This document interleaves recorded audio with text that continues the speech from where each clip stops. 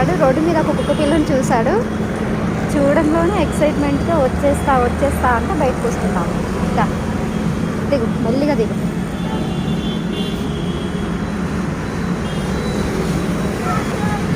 Cute baby, అగో dog baby.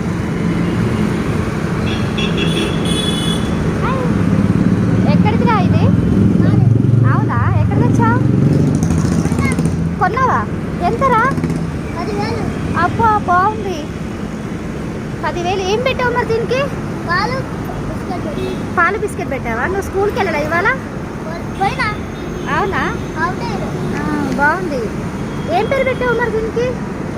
Biscuit పాలు. ఆహా, పేరు నేమేం పెట్టావు? గోరియో. గోరియోనా? అబ్బా బాగుంది.